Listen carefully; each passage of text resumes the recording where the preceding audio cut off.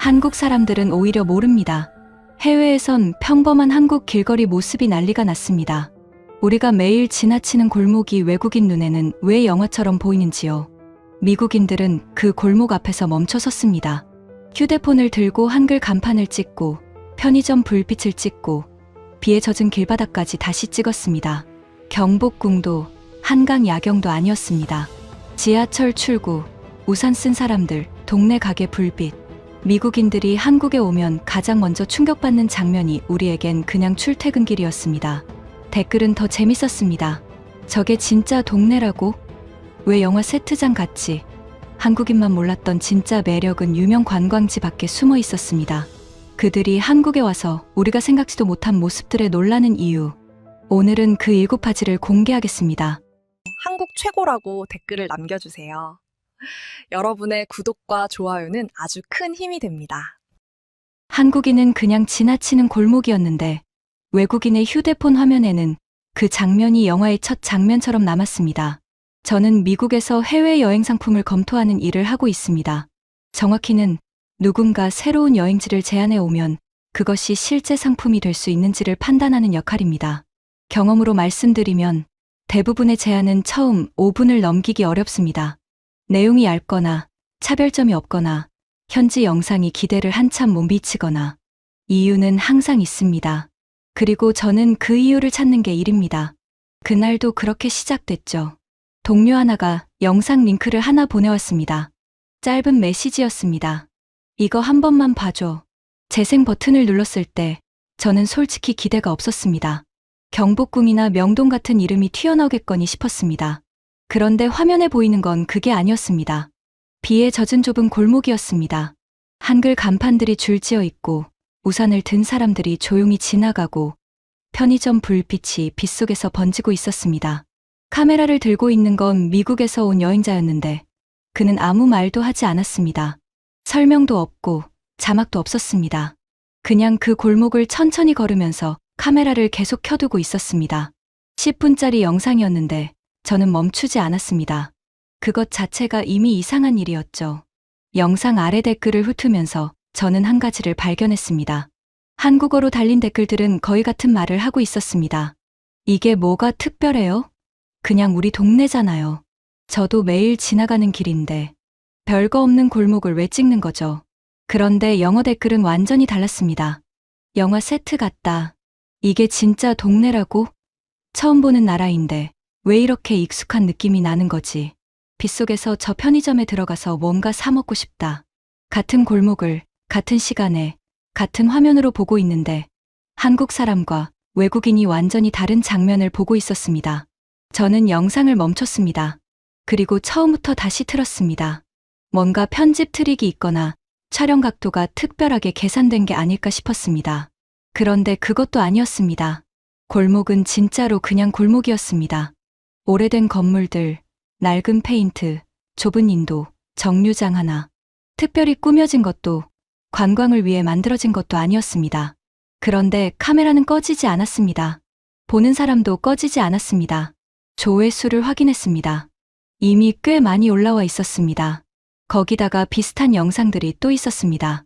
서울 어딘가의 골목, 지하철역 안, 편의점 앞, 횡단보도를 건너는 사람들. 전부 유명 관광지가 아닌 곳이었고 전부 외국인 여행자들이 직접 찍은 영상이었습니다. 댓글 반응도 비슷했습니다. 이게 왜 이렇게 좋지? 한국에 가보고 싶어졌다. 여행 계획을 바꿨다. 저는 한참 생각했습니다. 그리고 솔직히 말씀드리면 처음에는 믿지 않았습니다. 여행 상품을 오래 다뤄온 사람으로서 이런 댓글 반응에는 패턴이 있습니다. 처음 보는 낯선 나라의 영상이 신기해서 달린 감탄이거나 아니면 알고리즘이 특정 시청자층에 집중적으로 노출된 경우입니다. 골목 하나, 편의점 하나가 여행 상품의 중심이 될 수는 없습니다. 경복궁이 있고 한강이 있고 남산이 있는 나라에서 굳이 아무 관광지도 없는 동네 골목을 일정의 핵심으로 집어넣는다는 건 제가 10년 넘게 기준으로 삼아온 방식으로는 성립이 안 됐습니다. 회의실 한쪽에는 이미 다음 달 테스트 일정표가 열려 있었습니다. 누군가가 말했습니다. 이건 영상으로는 예쁜데 상품으로는 약하지 않나? 저는 그 말에 바로 반박하지 못했습니다. 사실 저도 같은 생각이었으니까요. 외국인 댓글이 아무리 뜨거워도 실제 고객이 비행기표를 사고 호텔을 잡고 하루를 쓰게 만들려면 더 단단한 이유가 있어야 했습니다. 저는 화면을 멈춘 채 목록을 적기 시작했습니다. 유명 관광지 없음, 설명 자막 없음, 특별한 음식 없음, 쇼핑 없음, 가이드 없음. 남은 건 골목 하나와 빗소리, 그리고 꺼지지 않는 카메라뿐이었습니다. 그런데 이상하게도 마지막 항목에서 손이 멈췄습니다. 꺼지지 않는 카메라. 그게 제일 설명하기 어려웠습니다. 관광지가 아닌데도 왜 꺼지지 않았는지 그 이유를 확인하지 않으면 이 반응을 가짜라고도 우연이라고도 말할 수 없었습니다. 그래서 저는 조건을 하나 걸었습니다. 유명 관광지를 전부 뺍니다. 경복궁도, 명동도, 한강 야경도 없습니다. 그 대신 한국 사람들이 매일 아무렇지도 않게 지나치는 하루를 그대로 따라갑니다. 동네 골목, 지하철, 동네 식당, 편의점. 그 일정을 들고 직접 한국에 들어갑니다. 카메라가 꺼지는 순간 그 일정은 삭제합니다. 검증은 제가 직접 합니다. 그게 제 일이니까요. 팀원 하나가 웃으면서 말했습니다. 그러면 실패할 확률이 더 높겠네요. 저는 고개를 끄덕였습니다. 맞습니다. 실패할 확률이 높았습니다. 그래서 더 좋았습니다. 유명한 장소를 다 빼고도 카메라가 살아있다면 그때는 더 이상 우연이라고 말할 수 없을 테니까요. 비행기 편을 잡았습니다. 서울, 인천 도착, 사흘 일정. 렌터카는 없습니다. 사전에 잡아둔 관광 코스도 없습니다. 가이드도 없습니다. 그냥 한국 사람들이 아무 생각 없이 보내는 하루를 따라가 보는 겁니다. 비가 올 수도 있다는 예보가 떠 있었습니다. 저는 그걸 보면서 생각했습니다. 마침 잘 됐다고. 그 골목 영상도 비 오는 날이었으니까요. 첫 번째로 깨진 건 공항에서 서울로 들어가는 시간이었습니다. 저는 그 구간을 버리는 시간으로 봤지만 한국에 도착하자마자 그 판단이 흔들리기 시작했죠. 인천국제공항에 내린 건 이른 아침이었습니다. 한국 시간으로 새벽 6시가 막 넘어 있었고 저는 비행기에서 나오면서 바로 메모를 꺼내 들었습니다. 여행 상품을 검토할 때 저는 항상 이렇게 합니다. 현장에 도착하기 전에 이미 의심하는 항목들을 메모 한쪽에 적어두는 겁니다. 이번 메모 맨 위에 있는 항목이 공항 이동 구간이었습니다. 렌터카 없음, 공항 픽업 없음, 대중교통 단독 진입. 저는 미국에서 해외 여행 상품을 만들 때 공항 이동을 이렇게 남겨두는 경우를 거의 본 적이 없습니다. 목적지가 어디든 공항에서 숙소까지의 이동은 투명하게 처리하는 게 기본입니다. 픽업 차량이 대기하거나 아니면 이 구간은 그냥 버리는 시간으로 묶어두거나 초행인 여행자가 낯선 나라에서 짐을 끌고 표지판을 읽으며 혼자 대중교통을 타야 한다는 건 상품 설계 입장에서 리스크입니다. 언어 장벽, 방향 감각, 무거운 짐, 장거리 비행 후 피로. 이 네 가지가 동시에 쌓이면 출발 첫 시간에 여행 만족도가 무너집니다. 그 항목에 저는 물음표를 3개 달아뒀습니다. 그런데 짐을 찾아 바깥으로 나왔을 때 분위기가 제가 예상한 것과 달랐습니다. 공항이 넓고 조용했는데 동선이 엉키지 않았습니다. 안내판이 천장 곳곳에 붙어 있었고 한국어, 아래에 영어가 나란히 적혀 있었습니다. 지하철, 버스, 공항철도, 택시 승강장, 방향마다 화살표가 겹치지 않게 구분돼 있었습니다. 저는 지도 앱을 켤 필요도 없이 표지판만 따라 걸었습니다. 짐을 끌고 있었는데도 막히는 순간이 없었습니다. 교통카드를 사야 했습니다. 기계 앞에 섰을 때 외국어 선택 버튼이 바로 보였습니다. 영어를 고르니 안내가 영어로 전환됐습니다. 카드를 만들고 금액을 충전하는데 2분도 걸리지 않았습니다. 직원 도움 없이 언어 때문에 막힘 없이 처리했습니다. 저는 기계를 한 번 더 봤습니다. 초행 여행자가 하기 어려운 일이 아니었습니다. 공항철도 플랫폼으로 내려갔습니다. 승강문 앞에 사람들이 줄을 서고 있었습니다. 노란 선 안쪽으로 문이 열릴 위치에 맞춰 나란히 서 있었습니다. 소리 없이, 별도의 안내 방송도 없이 열차가 들어왔을 때 아무도 앞으로 밀고 나오지 않았습니다. 내리는 사람이 다 빠진 다음에야 탑승이 시작됐습니다. 저는 그 광경을 보면서 잠깐 멈췄습니다. 공항 플랫폼에서 이 정도 흐름이 유지되는 건 제가 다녀본 도시 중에 흔한 일이 아니었습니다. 열차가 출발했습니다. 창밖으로 공항 활주로가 지나가고 갯벌이 잠깐 보였다가 논으로 이어졌습니다. 그리고 산이 나타났습니다. 낮고 완만한 산이었는데 초록이 짙었습니다. 그 아래로 아파트 단지가 펼쳐지기 시작했습니다. 몇 개가 아니었습니다. 능선을 따라 강을 끼고 층층이 이어진 건물들이 지평선을 채웠습니다. 그 사이로 한글 간판들이 빠르게 스쳐갔습니다. 글자가 크고 굵었고 색이 선명했습니다. 저는 그 간판들을 읽을 수 없었지만 리듬감이 있었습니다. 이상하게 눈에 잘 들어왔습니다. 한강이 나왔습니다. 다리가 여러 개였습니다. 이른 아침인데도 차들이 다리 위에 줄을 이루고 있었습니다. 강폭이 상당했습니다. 저는 창에 얼굴을 가까이 붙이고 그 풍경을 한참 봤습니다. 열차 안은 조용했습니다. 옆 좌석 사람은 이어폰을 끼고 있었고 맞은편 어르신은 눈을 감고 있었습니다. 아무도 창밖을 특별히 신경 쓰지 않았습니다. 그냥 평범한 아침이었던 겁니다. 저한테는 처음 보는 장면인데 이 사람들한테는 아무렇지도 않은 하루였습니다. 저는 그 간극이 흥미로웠습니다.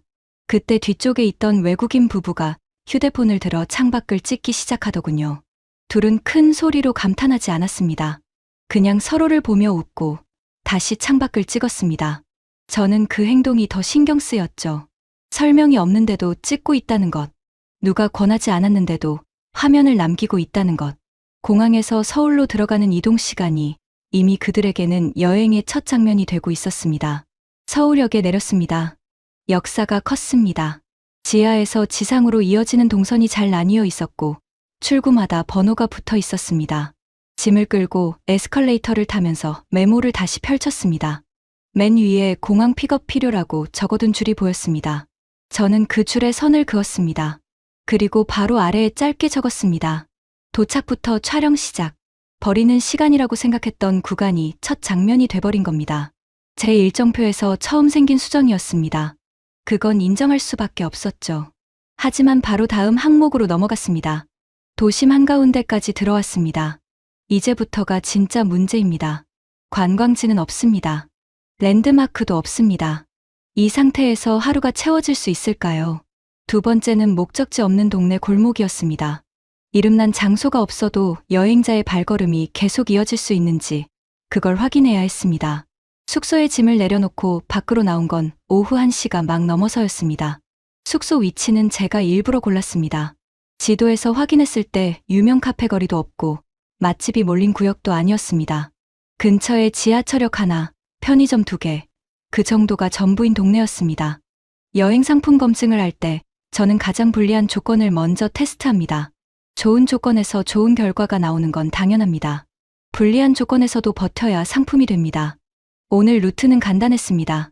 숙소 반경 도보 20분 거리. 목적지 없이 그냥 걷는 겁니다. 저는 이게 가장 나쁜 검증 조건이라고 생각했습니다. 미국 여행 상품 기준으로 보면 이건 일정이 아닙니다. 일정이 없는 시간입니다. 갈 곳이 정해지지 않으면 카메라는 꺼집니다. 그게 제가 이 일을 하면서 반복해서 확인한 사실이었습니다. 저는 그 확신을 가지고 숙소 문을 나섰습니다. 지하철 출구 계단을 올라왔습니다. 출구 벽면에 주변 지도가 붙어 있었습니다. 골목 이름, 버스 정류장 위치, 가까운 시설들이 표시돼 있었습니다. 계단을 다 올라서자 눈앞에 산이 보였습니다. 멀지 않은 거리에 낮고 완만한 산 하나가 아파트 단지 바로 뒤에 서 있었습니다. 지하철역 출구를 나오자마자 저런 풍경이 보이는 게 어색했습니다. 미국 도심에서는 보기 힘든 장면이었습니다. 저는 잠깐 그 자리에서 멈췄습니다. 골목으로 들어갔습니다. 꺾이는 첫 번째 모퉁이에 빵집이 있었습니다. 유리창 너머로 트레이에 빵들이 줄지어 놓여 있었고 문을 열자 냄새가 먼저 들어왔습니다. 갓 구운 냄새였습니다. 안에 손님이 3명 있었는데 전부 조용히 고르고 있었습니다. 한 명이 계산하고 나갔고 다음 손님이 그 자리로 이동했습니다. 흐름이 자연스러웠습니다.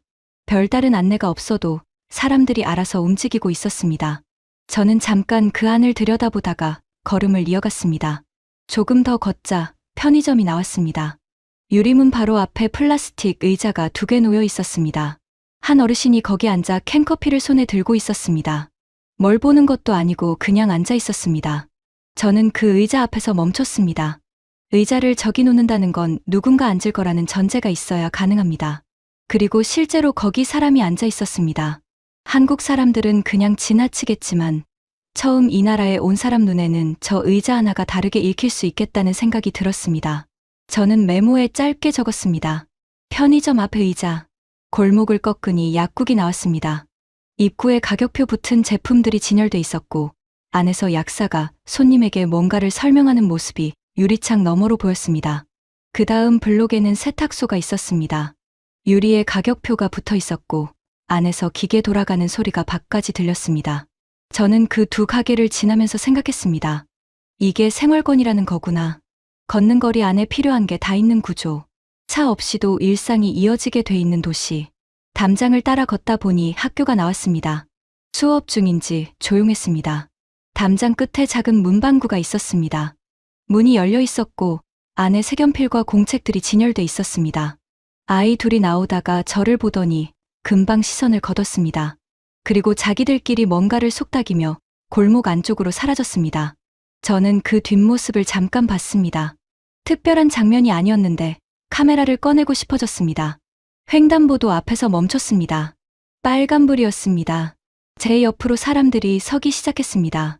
하나, 둘, 다섯, 7명. 차가 거의 없는데도 다들 기다렸습니다. 신호가 바뀌자 한꺼번에 움직였습니다. 소리 없이 빠르게 서로 부딪히지 않고 건너편에 닿는데 몇 초가 안 걸렸습니다. 저는 건너고 나서 돌아봤습니다. 이미 다음 사람들이 서서 기다리고 있었습니다. 저는 그 장면을 보면서 메모에 한 줄 적었습니다. 특별한 게 없는데 계속 보게 된다.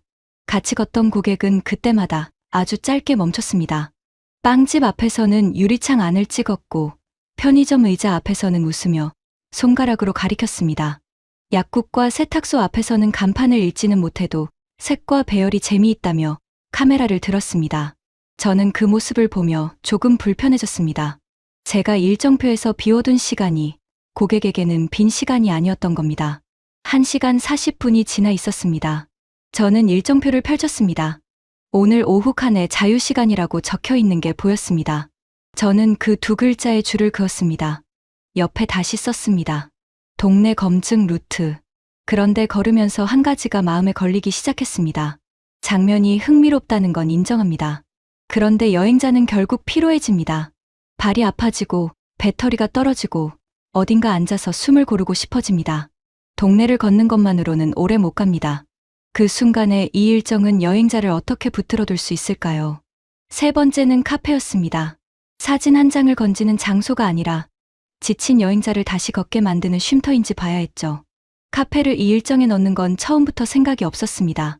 미국에서 해외여행 상품을 다룰 때 카페는 보통 한 가지 용도로 씁니다. 배경이 예쁜 사진 컷이죠. 특색 있는 인테리어, 음료가 담긴 잔, 창가로 들어오는 빛. 20대, 30대가 좋아하는 장면들입니다. 그런데 이번 타겟은 그 연령대가 아닙니다.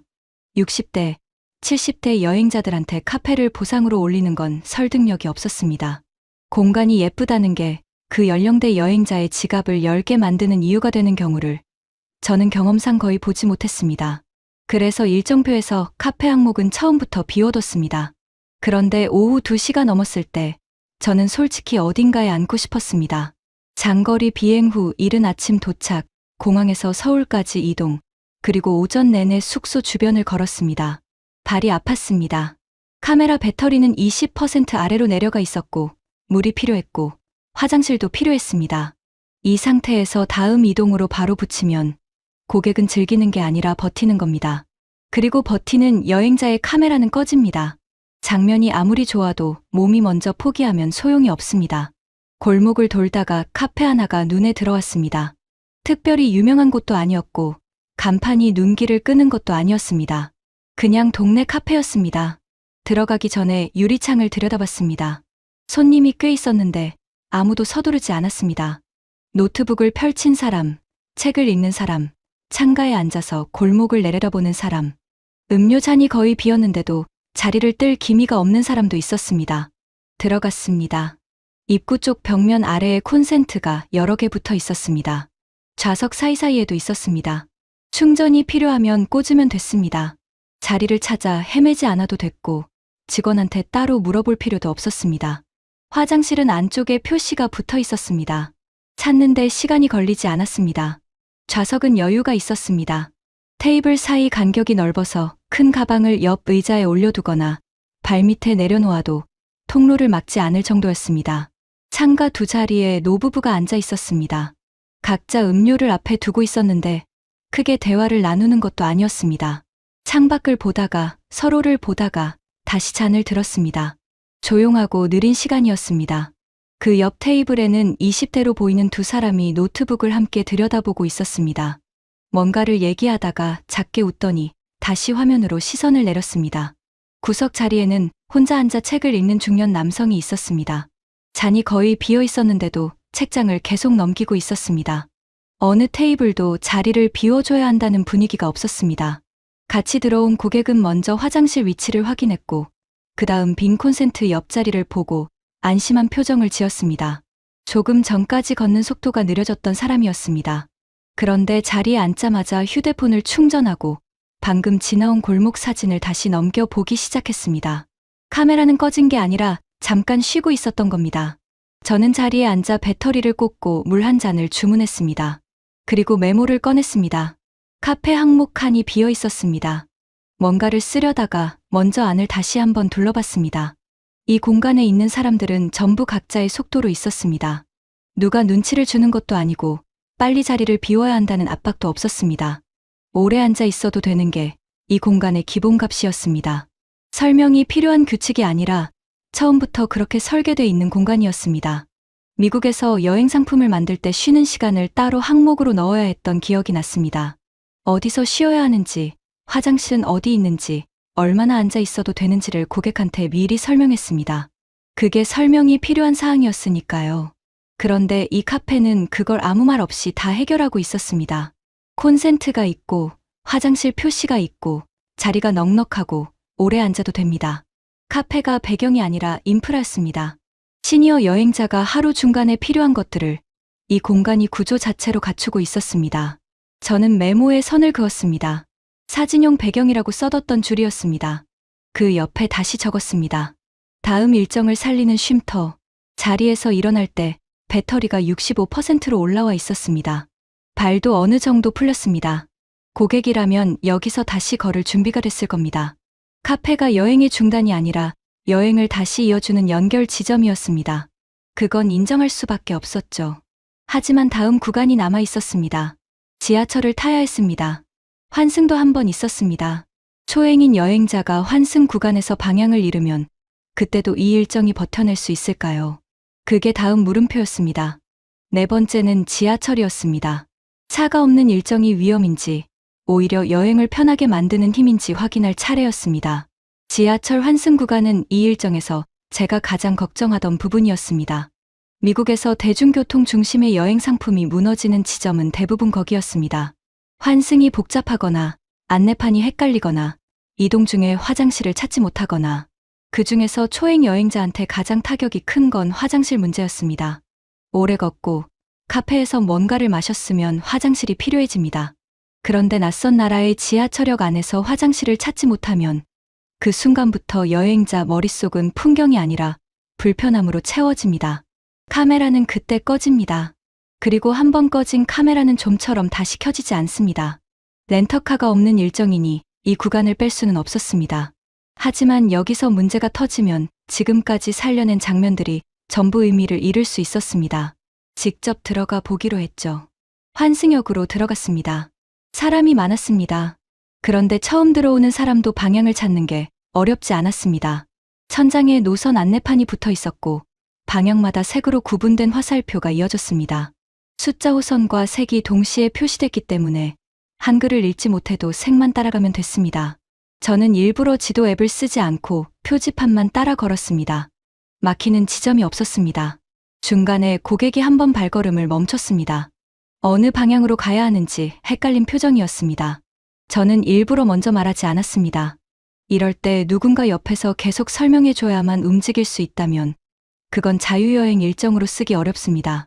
고객은 천장 안내판을 한 번 보고 바닥에 붙은 색깔선을 다시 봤습니다.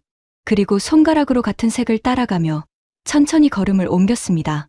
그때 카메라가 다시 켜졌습니다. 풍경을 찍으려는 게 아니라 길을 찾는 방식 자체를 찍고 있었습니다. 걷는 도중에 화장실 표시가 나왔습니다. 이동 경로 중간에 자연스럽게 나타났습니다. 따로 찾아 나서지 않아도 됐습니다. 들어가 봤습니다. 넓었습니다. 세면대가 여러 개였고 물이 제대로 나왔습니다. 비누가 있었습니다. 손 닦는 곳 옆에 쓰레기통이 있었습니다. 바닥이 젖어 있지 않았습니다. 관리가 된 공간이었습니다. 나오면서 잠깐 멈췄습니다. 무료였습니다. 따로 동전을 넣거나 카드를 대지 않아도 됐습니다. 유럽이나 동남아 일부 도시에서는 유료인 경우가 많습니다. 그리고 유료인데 관리가 안 돼 있는 경우도 있죠.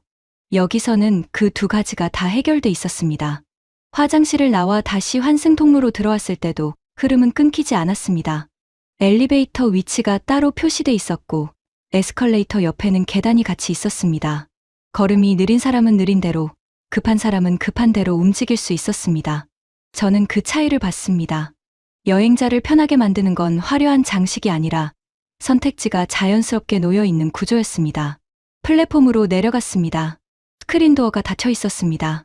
안내판에 다음 열차 도착까지 남은 시간이 숫자로 표시되고 있었습니다. 3분, 2분, 1분. 열차가 들어오자 도어가 함께 열렸습니다. 내리는 사람이 먼저 나왔고 그 다음 탑승이 시작됐습니다. 플랫폼 바닥에 탑승 위치 표시가 돼 있었고 사람들은 그 양옆으로 나뉘어 서 있었습니다. 아무도 지시하지 않았습니다. 그냥 그렇게 돼 있었습니다. 열차 안에 들어갔습니다. 손잡이가 높이 두 가지로 달려 있었습니다. 키가 작은 사람도 큰 사람도 불편하지 않게 돼 있었습니다. 좌석 양쪽 끝에는 색이 다른 구역이 있었습니다. 노약자석이었습니다. 앉아있는 사람들이 그 자리를 비워두고 있었습니다. 따로 말하지 않아도 안내 방송이 반복되지 않아도요. 저는 창 쪽에 서서 바깥을 봤습니다. 지하에서 지상으로 나오는 구간에서 잠깐 한강이 보였습니다. 낮이었는데도 물이 밝았습니다. 그 장면을 보면서 저는 카메라를 들었습니다. 버릇이 나온 겁니다. 다음 역에서 내렸습니다. 저는 그 자리에서 메모를 꺼냈습니다. 차 없는 일정, 위험 요소라고 적어둔 줄이 보였습니다. 저는 그 줄에 선을 그었습니다. 그리고 옆에 다시 썼습니다.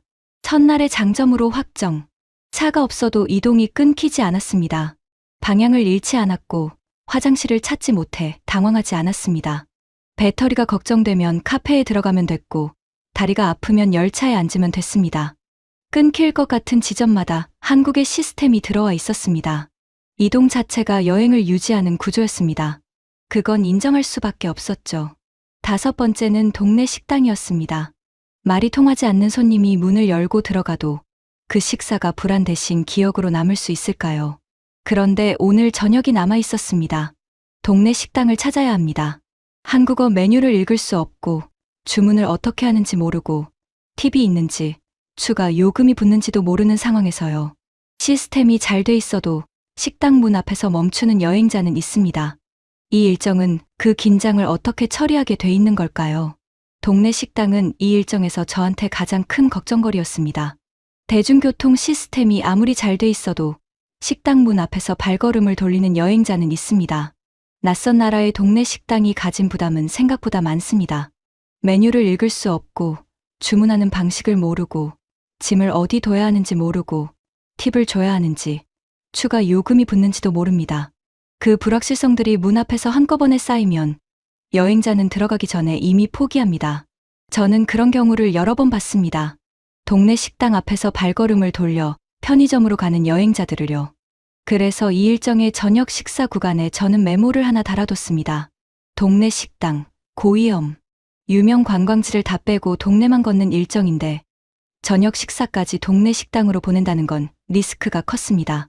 맛집 리스트를 따로 추가하거나 호텔 식당 옵션을 붙이는 방향도 생각하고 있었습니다. 그런데 직접 겪어보지 않고 판단을 내리는 건 검증이 아닙니다. 저는 숙소 근처 골목으로 나갔습니다. 좁은 골목 안에 작은 식당 하나가 있었습니다. 창문 너머로 안이 들여다보였습니다. 테이블이 몇 개 있었고 손님들이 밥을 먹고 있었습니다. 특별한 구석이 없는 식당이었습니다. 저는 잠깐 망설였다가 문을 열고 들어갔습니다. 문 앞에는 메뉴 사진이 붙어 있었고 가격도 같이 적혀 있었습니다. 저는 그 앞에서 일부러 오래 서 있었습니다.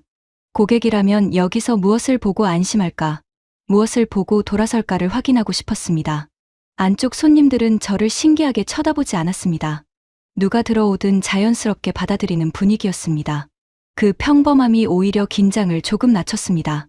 문을 열기 전부터 계산했던 위험이 아주 조금 흔들렸습니다. 자리에 앉자마자 가장 먼저 눈에 들어온 건 의자였습니다. 의자 아래쪽에 그물망이 달려 있었습니다. 가방이나 짐을 넣을 수 있게 만들어진 것이었습니다. 저는 가방을 그 안에 집어넣었습니다. 발에 걸리지 않았고 옆자리를 침범하지도 않았습니다. 말도 없이 안내도 없이 해결됐습니다. 테이블 한쪽에 버튼이 하나 붙어 있었습니다. 호출벨이었습니다. 필요할 때 누르면 됐습니다. 직원을 찾아 고개를 돌릴 필요도, 눈을 맞추려고 기다릴 필요도 없었습니다. 그냥 누르면 왔습니다. 저는 그 버튼을 보면서 잠깐 생각했습니다. 언어가 통하지 않아도 이 버튼 하나로 소통이 됩니다.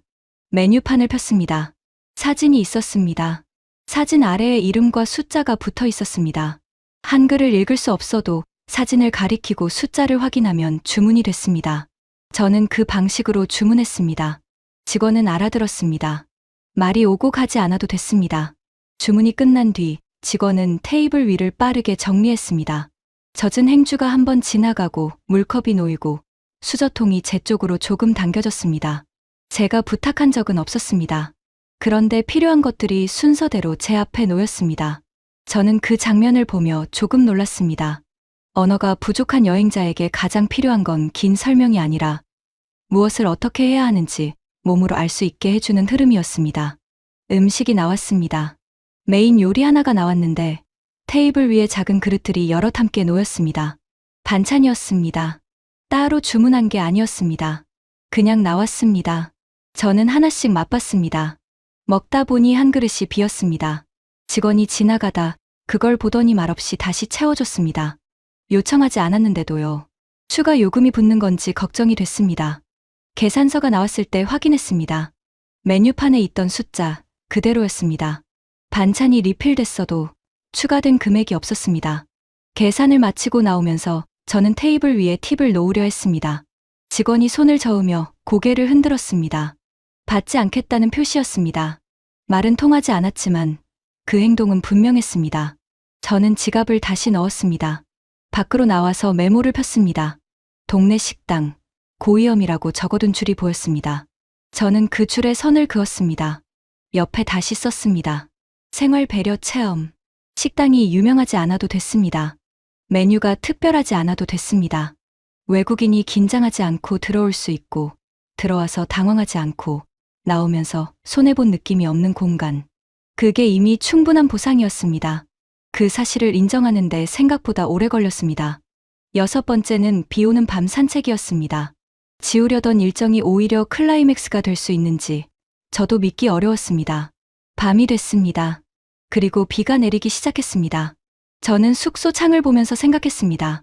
밤 산책은 빼야 할 것 같았습니다. 피로도 쌓여 있었고 비까지 오고 있었습니다. 이 상태에서 밖으로 내보내는 일정을 유지한다는 건 상식적으로 맞지 않았습니다. 저는 일정표를 펼치고 밤 산책 항목의 줄을 긋기 시작했습니다.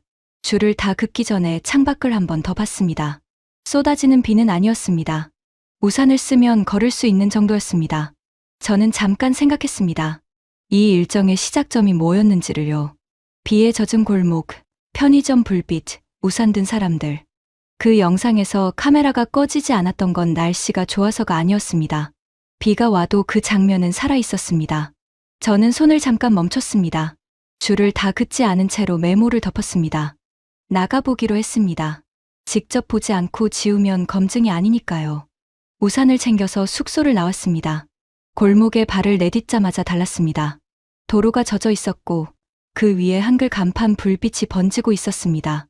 붉은 글자, 노란 글자, 흰 글자, 빗물에 번진 색들이 도로 위에 길게 늘어졌습니다. 저는 발걸음을 멈추고 그 장면을 봤습니다. 낮에 걸었던 골목인데 밤과 비가 겹치면서 완전히 다른 공간이 돼 있었습니다. 같이 걷던 고객은 골목 입구에서 한번 멈췄습니다. 피곤한 표정이었는데 휴대폰을 꺼내더니 화면을 켰습니다. 저는 그 행동을 보고 조금 당황했습니다. 밤이고 비가 오면 카메라가 꺼질 거라고 봤습니다. 그런데 오히려 그 순간에 카메라가 켜졌습니다. 고객은 말을 많이 하지 않았습니다. 다만 젖은 도로에 비친 간판을 찍고 우산 끝에서 떨어지는 물방울을 찍고 편의점 불빛 아래 지나가는 사람들을 찍었습니다. 우산을 든 사람들이 지나갔습니다. 각자의 방향으로, 각자의 속도로. 어떤 사람은 편의점에서 나오면서 우산을 폈습니다. 어떤 사람은 버스 정류장 지붕 아래 서서 핸드폰을 보고 있었습니다. 어떤 사람은 지하철 입구 계단을 빠르게 내려갔습니다. 비가 와도 서울은 멈추지 않았습니다. 낮과 크게 다르지 않은 흐름이었습니다. 우산 하나씩 더 든 것 말고는요.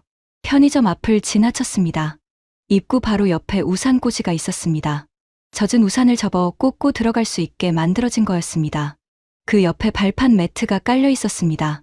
빗물에 젖은 신발을 닦고 들어오라는 것이었습니다. 따로 안내문이 붙어 있는 것도 아니었습니다. 그냥 거기 있었습니다. 저는 그 앞에서 잠깐 멈췄습니다. 비 오는 날을 위한 준비가 문 바깥에서부터 돼 있었습니다. 다음 가게 앞에도 비슷한 매트가 깔려 있었습니다. 약국 앞에도, 작은 옷가게 앞에도, 골목 안가게들이 각자 비를 받아들이는 방식을 갖추고 있었습니다. 통일된 규정이 있는 게 아닐 텐데 각자 그렇게 하고 있었습니다. 저는 그게 흥미로웠습니다. 누군가 불편할 걸 미리 생각하고 각자 준비해둔 것들이었습니다. 버스 정류장 지붕 아래에 사람들이 서 있었습니다. 우산을 접고 지붕 아래로 들어온 사람들이었습니다. 버스가 오면 줄이 움직이고 내리는 사람이 나오고 타는 사람이 들어갔습니다. 비가 와도 정류장의 흐름은 낮과 다르지 않았습니다. 저는 그 장면을 보면서 카메라를 들었습니다. 이번엔 버릇이 아니었습니다. 찍어야겠다고 생각했기 때문이었습니다. 지하철 입구가 보였습니다. 계단 위쪽에 좁은 비닐 포장대가 있었습니다. 우산을 그 안에 넣어서 물기가 떨어지지 않게 하고 들어갈 수 있게 만들어진 것이었습니다. 역 안으로 빗물이 들어오지 않게 하는 장치였습니다. 저는 그걸 보면서 생각했습니다. 비가 오면 여행이 불편해진다고 봤는데 이 도시는 비가 오는 날도 설계가 돼 있었습니다. 횡단보도 앞에 서는 사람들이 우산을 조금씩 기울여 서로 부딪히지 않게 서 있었습니다. 신호가 바뀌자 검은 우산, 투명 우산, 노란 우산이 한꺼번에 움직였습니다. 멀리서 보면 작은 행렬 같았습니다. 저는 그 장면에서 이상하게 첫날 봤던 댓글이 떠올랐습니다. 영화 세트 같다는 말. 그때는 과장이라고 생각했는데 지금은 그 말이 왜 나왔는지 알 것 같았습니다. 그 장면 하나로 이미 삭제선은 힘을 잃고 있었습니다. 골목을 한 바퀴 더 돌다가 숙소 방향으로 돌아섰습니다. 발은 어느 정도 젖었습니다. 비는 계속 내리고 있었습니다. 그런데 카메라는 꺼지지 않았습니다. 낮보다 오히려 더 많이 들었습니다. 비에 번지는 빛이, 우산 사이로 보이는 간판이, 젖은 도로 위에 반사된 색들이 전부 화면에 담고 싶은 장면이었습니다. 숙소로 들어와 메모를 폈습니다. 밤 산책 항목에 줄을 긋다 멈춘 흔적이 남아 있었습니다. 저는 지우개로 그 줄을 지웠습니다. 옆에 다시 썼습니다. 클라이맥스. 그리고 7번째는 길을 잃은 순간이었습니다. 표지판도 사진 메뉴도 숫자도 통하지 않을 때 이 하루가 끝까지 이어질 수 있는지 보는 마지막 확인이었죠. 그런데 이틀 내내 한 번도 제대로 말이 통한 적이 없었습니다. 표지판을 보고 사진을 가리키고 손짓으로 해결했습니다. 그게 지금까지는 됐습니다. 하지만 그 방법이 통하지 않는 순간이 오면 어떻게 되는 걸까요? 골목에서 방향을 잃고 번역 앱도 충분하지 않은 상황이 오면요. 그때도 이 하루가 끊기지 않을 수 있을까요? 마지막 물음표는 사흘째 아침에도 사라지지 않고 있었습니다. 저는 이미 일정의 상당 부분을 인정한 상태였습니다. 공항 이동이 첫 장면이 됐고 동네 골목이 검증 루트가 됐습니다. 카페가 사진컷에서 쉼터로 바뀌었고 지하철이 위험 요소에서 장점으로 올라갔습니다. 식당이 긴장의 공간이 아니라 배려의 공간이 됐고 비 오는 밤이 클라이맥스가 됐습니다. 지우려고 했던 것들이 하나씩 살아났습니다. 그런데 언어는 달랐습니다. 지금까지 말 없이도 됐던 건 표지판과 사진과 숫자가 있었기 때문이었습니다. 그 방법이 통하지 않는 순간이 오면 하루가 진짜로 끊길 수 있었습니다. 저는 그 부분만큼은 아직 물음표를 지우지 않고 있었습니다. 사흘 일정을 잡은 건 그 물음표까지 확인하고 싶었기 때문이기도 했습니다. 사흘째 오후, 저는 숙소에서 익숙해진 방향이 아닌 쪽으로 걸었습니다. 지도 앱을 따라 골목 안으로 들어갔는데 골목이 안쪽에서 꺾이고 또 꺾이더니 담장이 나왔습니다. 막힌 쪽이었습니다. 표지판이 없었습니다. 좁은 골목 안에서 GPS가 흔들리기 시작했고 어느 방향이 맞는지 표시가 계속 바뀌었습니다. 번역 앱을 켰는데 주변에 읽을 글자도 없었습니다. 방향을 잃었습니다. 초행 여행자가 이런 상황에 놓이면 어떻게 되는지 저는 알고 있었습니다. 멈추거나 돌아가거나 아니면 포기합니다. 그 다음부터는 낯선 나라의 골목이 주는 불안감이 쌓이기 시작하죠. 카메라는 그때 꺼집니다. 골목 입구 쪽에 편의점이 있었습니다. 저는 안으로 들어갔습니다. 계산대에 서 있는 주인에게 핸드폰 지도 화면을 내밀었습니다. 목적지 이름이 표시된 화면이었습니다. 주인은 화면을 잠깐 들여다보더니 고개를 들었습니다. 그리고 손으로 방향을 가리켰습니다. 오른쪽으로 나가서 다시 왼쪽, 천천히 2번 반복했습니다. 저는 고개를 끄덕였습니다. 말은 없었습니다. 그것만으로 충분했습니다. 주인은 다시 자기 일로 돌아갔습니다. 그 방향으로 걸었습니다. 한 블록을 지나자 다시 갈림길이 나왔습니다. 왼쪽이 2갈래였습니다. 저는 멈춰 서서 핸드폰을 다시 열었습니다. 그때 옆에서 인기척이 났습니다. 고개를 돌리니 어르신 한 분이 가던 길을 멈추고 서 있었습니다. 제가 핸드폰을 들고 멈춰 서 있는 걸 봤는지 먼저 화면을 보여달라는 손짓을 했습니다. 저는 핸드폰을 내밀었습니다. 어르신은 화면을 잠깐 보더니 고개를 끄덕이고는 앞장서서 걷기 시작했습니다. 제가 따라오는지 한번 돌아보고 다시 걷고 골목이 꺾이는 지점마다 멈춰서 저를 확인했습니다. 2블록쯤 걸었을 때 지하철 입구가 보이는 곳에서 어르신이 멈췄습니다. 입구를 손으로 가리켰습니다. 저는 고맙다는 뜻으로 고개를 깊이 숙였습니다. 어르신은 짧게 뭔가를 말하더니 왔던 방향으로 돌아갔습니다. 자기가 가던 길이 있었던 겁니다. 저를 데려다주기 위해 방향을 바꾼 것이었습니다. 저는 지하철 입구 앞에 잠깐 서 있었습니다. 말이 한마디도 오고 가지 않았습니다. 편의점 주인도 그 어르신도 저한테 이름을 묻지 않았고 어디서 왔는지도 묻지 않았습니다. 설명을 듣거나 보상을 바란 것도 아니었습니다. 그냥 길을 잃은 사람이 있으니까 도왔습니다. 정말 그게 전부였죠. 대단한 친절을 베푼 것도 아니었습니다. 당연한 일이니까 당연하게 한 것처럼 보였습니다. 이상하게도 그 장면이 오래 마음에 남았습니다. 숙소로 돌아와 기획서를 열었습니다. 맨 위에 제목이 있었습니다. 서울 유명 관광지 탑10. 저는 그 제목을 지웠습니다. 그리고 천천히 새 제목을 썼습니다. 한국인이 매일 지나치는 하루. 기획서 내용을 다시 훑었습니다. 공항 이동, 동네 골목, 카페, 지하철, 동네 식당, 비 오는 밤 산책, 그리고 길을 잃은 순간의 도움. 처음에 하나씩 지우려고 했던 7가지였습니다. 지금은 전부 남아 있었습니다. 지운 건 유명 관광지뿐이었습니다. 저는 이 일을 5년 넘게 하면서 기획서, 제목을 이런 방식으로 바꾼 적이 없었습니다. 항상 유명한 장소가 있어야 한다고 생각했습니다. 그게 여행 상품의 기본이라고 봤으니까요. 그런데 사흘 동안 유명한 곳을 한 군데도 가지 않았는데 기획서가 채워졌습니다. 비어있는 항목이 없었습니다. 한국 사람들한테는 아무것도 아닌 하루였을 겁니다.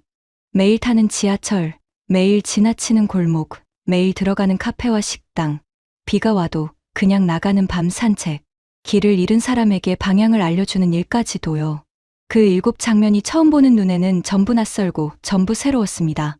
표지판 하나, 의자 아래 망 하나, 반찬이 말없이 리필되는 것, 그리고 말도 통하지 않는 골목에서 핸드폰을 들고 서 있는 낯선 사람에게 당연하다는 듯 앞장서주는 마음까지요. 처음에 그 댓글들을 믿지 않았습니다. 영화 세트 같다. 왜 이렇게 익숙한 느낌이 나는 거지? 여행 계획을 바꿨다. 과장이거나 알고리즘 착시라고 봤죠. 그런데 사흘을 지내고 나서야 그 댓글들이 왜 달렸는지 알 것 같았습니다. 한국인만 몰랐던 진짜 매력은 특별한 장소 하나가 아니었습니다. 한국 사람들이 너무 당연하게 살고 있는 그 하루 전체가 처음 보는 눈에는 통째로 낯설고 통째로 새로웠던 겁니다. 검증은 끝났습니다. 저는 기획서를 닫았습니다. 그리고 새 제목 옆에 작게 한 줄을 덧붙였습니다. 유명한 곳을 지운 뒤에야 보인 한국의 평범한 하루.